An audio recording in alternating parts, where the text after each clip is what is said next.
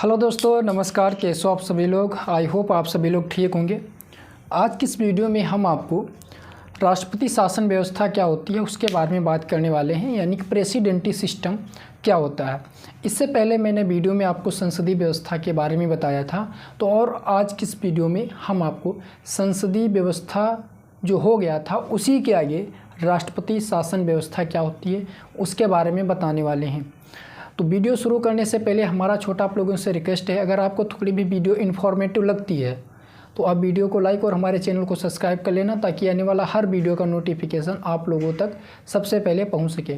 हम बात करते हैं आज राष्ट्रपति शासन व्यवस्था की। सबसे पहला क्वेश्चन ये है कि अपना जो भारत है वहाँ पे कौन सी व्यवस्था है, संसदीय व्यवस्था है या राष्ट्रपति व्यवस्था है। तो हमें याद करना कि जो बात करें हम भारत की, तो भारत में जो व्यवस्था है वो हमारी कैसी व्यवस्था है, वो हमारी संसदीय व्यवस्था है। संसदीय व्यवस्था क्या होती है उसके बारे में बात कर लेते हैं। कैसी व्यवस्था है संसदीय व्यवस्था। संसदीय व्यवस्था वो होती है जिसमें जो कार्यपालिका होती है नीति और कार्य जो बनाती है वो विधेयिका के प्रति उत्तरदायी होती है। यानी कि कार्यपालिका कोई भी नीतियाँ या कार्य कोई करेगा तो विधेयिका के प्रति या विधायिका के प्रति क्या होगी, उत्तरदायी होगी।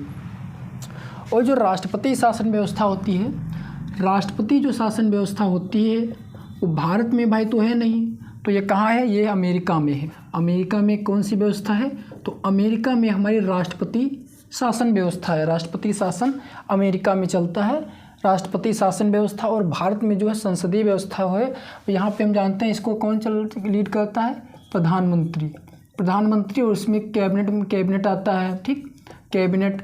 तो ये सब क्या होती है, संसदीय व्यवस्था जिसमें प्रधानमंत्री, कैबिनेट होता है और सभी मंत्री मिलकर के क्या संसदीय व्यवस्था का निर्माण करते हैं। तो इसमें क्या होता है, कोई भी कार्यपालिका कार्य करती है, नीतियाँ बनाती है, तो खासकर विधेयिका के प्रति क्या होती है, विधायिका जो होती है उसके क्या होती है, विधायिका के प्रति क्या होती है, उत्तरदायी होती है।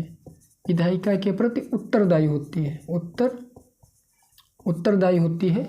लेकिन जो राष्ट्रपति शासन व्यवस्था है उसमें कार्यपालिका जो होती है, कार्यपालिका की शक्ति किसमें निहित होती है, तो कार्यपालिका की जो शक्ति होती है वो हमारी राष्ट्रपति में निहित होती है। यानी राष्ट्रपति के पास कार्यपालिका की शक्ति होती है।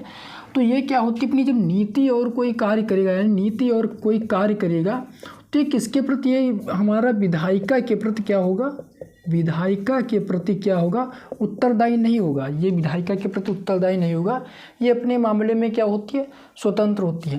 तो हम बात करते हैं अमेरिका के राष्ट्रपति की तुलना। तो भारत में तो क्या है, भारत में तो संसदीय व्यवस्था है। हमने पढ़ा भारत में कौन सी व्यवस्था है, भारत में हमारी संसदीय व्यवस्था है। राष्ट्रपति जो व्यवस्था है वो हमारी अमेरिका में है। तो अमेरिका में क्या होता है, राष्ट्रपति को दो प्रकार से हैसियत प्राप्त होती है। एक तो उसको राज्य की हैसियत, एक उसको राज्य की हैसियत, यानी राज्य का नागरिक होने के नाते उसे राज्य की शक्ति प्राप्त होती है। और एक उसे राष्ट्र की हैसियत प्राप्त होती है, राष्ट्र की हैसियत प्राप्त होती है।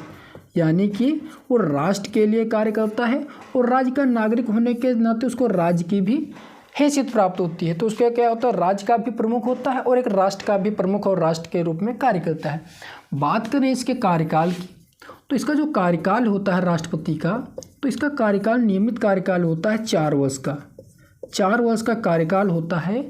और इसमें ये प्रावधान है कि इसको गैर संवैधानिक दल जो कोई कार्य किया है, कैसा कार्य किया है, गैर संवैधानिक कोई कार्य किया है, गैर संवैधानिक कार्य के द्वारा ही हटाया जा सकता है। गैर संवैधानिक कार्य के ही द्वारा क्या है, द्वारा हटाया जा सकता है।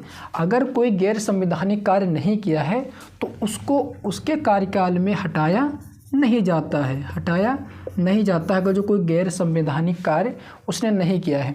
तो क्या हो गया, इसका नियमित कार्यकाल होता है 4 वर्ष के लिए।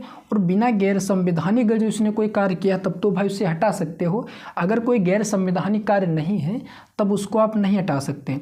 इसके सहायता के लिए राष्ट्रपति जो व्यवस्था होती है, इसकी सहायता के लिए सचिव लोग होते हैं। क्या होते हैं, सचिव होते हैं।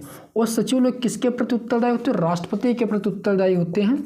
और राष्ट्रपति के प्रति क्या होते हैं, उत्तरदायी होते हैं। और राष्ट्रपति क्या करता है, सचिव लोगों की नियुक्ति करता है। नियुक्ति कौन करता है? तो नियुक्ति सचिव लोगों की कौन करता है? राष्ट्रपति करता है। और राष्ट्रपति के प्रति क्या होते हैं? ये उत्तरदायी होते हैं। राष्ट्रपति के प्रति क्या होते हैं? ये उत्तरदायी होते हैं। और राष्ट्रपति इनको जब चाहे तब इनको क्या कर सकता है? हटा सकता है। राष्ट्रपति इनको जब चाहे तब इनको हटा सकता है। तो ये अमेरिका में प्रावधान है। फिर क्या होता है? जो राष्ट्रपति व्यवस्था होती है, राष्ट्रपति व्यवस्था, इसमें ये क्या होता है? इसमें क्या होता है? शक्तियों का विभाजन होता है। शक्तियों का विभाजन होता है।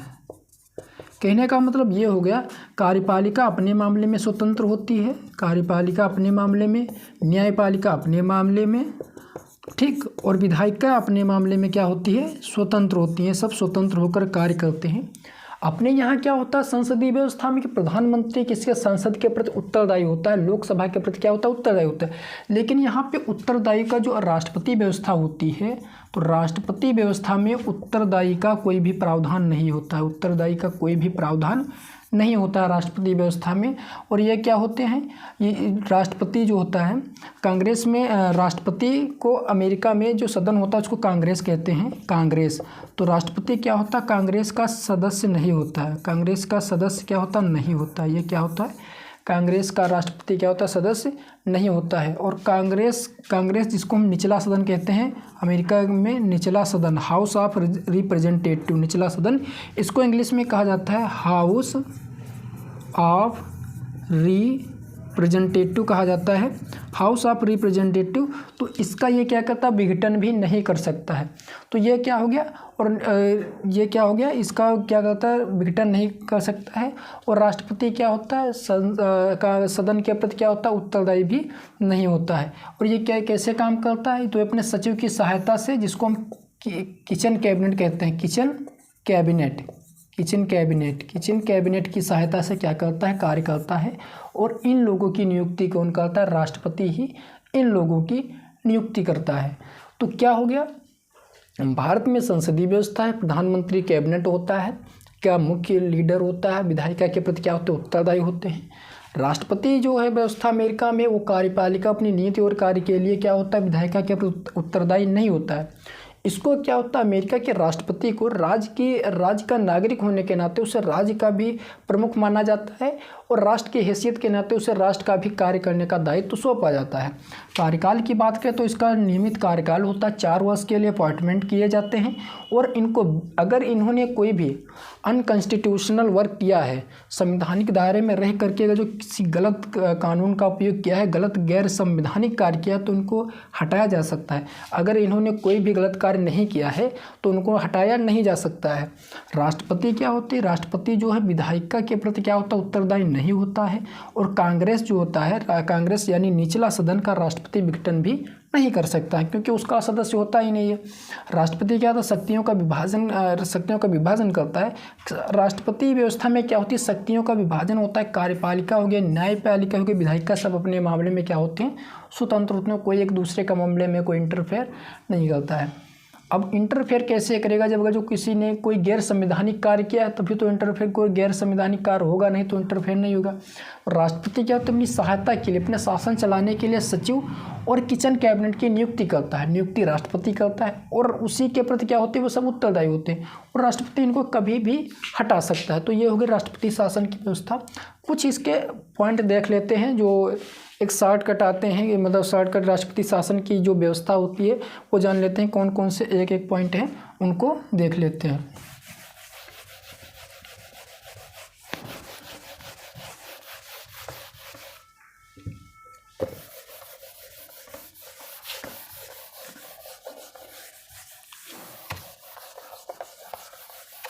तो राष्ट्रपति शासन व्यवस्था की बात करें, राष्ट्रपति शासन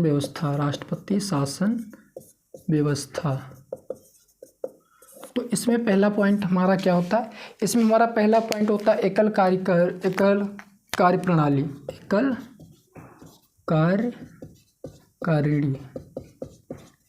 ठीक, एकल कार्यकारिणी हो गया। दूसरा हमारा हो गया उत्तरदायित्व का अभाव होता है। उत्तरदायित्व